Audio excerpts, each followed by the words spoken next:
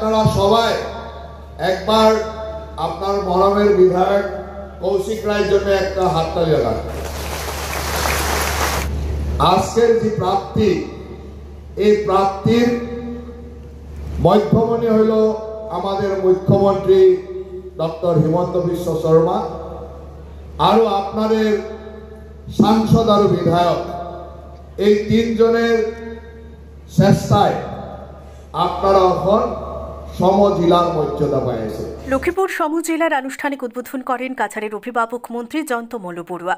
শনিবার ফুলের তোর লক্ষ্মীপুর সদ্ভাবনা ভবনে এক বিশাল অনুষ্ঠানে লক্ষ্মীপুরকে সমজেলা হিসেবে উদ্বোধন করেন রাজ্যের জনস্বাস্থ্য প্রকৌশল দক্ষতা কর্মসংস্থান উদ্যোগ এবং পর্যটন মন্ত্রী জয়ন্ত মল্লবড়ুয়া।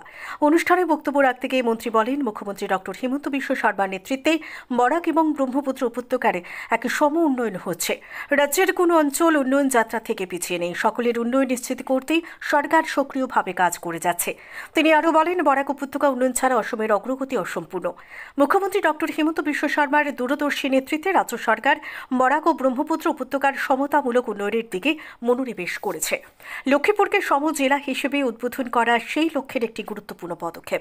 লক্ষ্মীপুরকে সমজেলায় উন্নয়নের ক্ষেত্রে বিধায়ক কৌশিক রায়ের উল্লেখযোগ্য ভূমিকার কথা উল্লেখ করেন তিনি।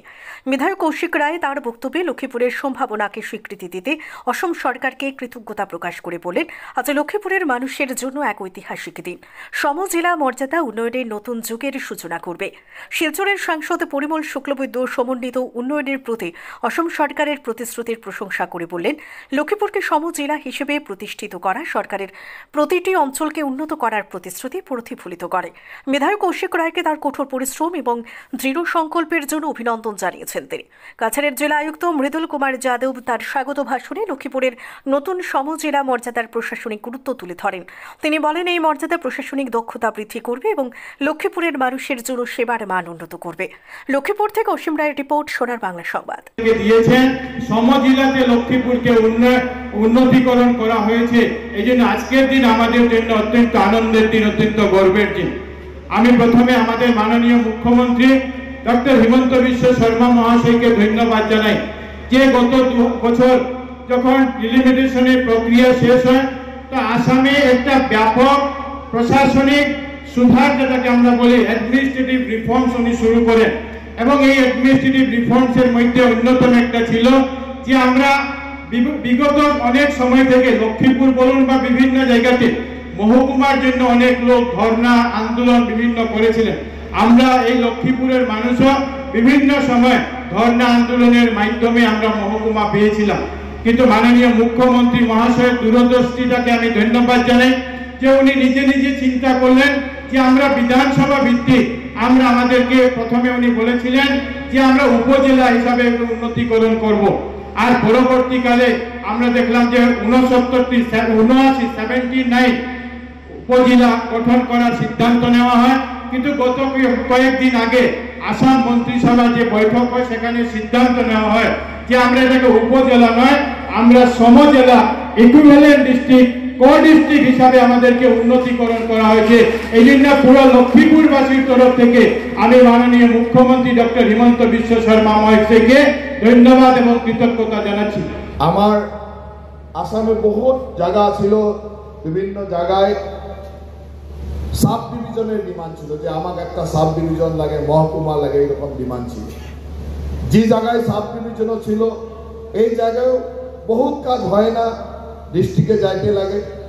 আর যখন গ্রামের মানুষ ডিস্ট্রিক্ট হেডকোয়ার্টারে যায়, তো যাওয়া আসার একটা খরচ, একদিনে কাজ হয় না, 2-3 দিন যাইতে লাগে, তখন হোটেলে থাকতে লাগে।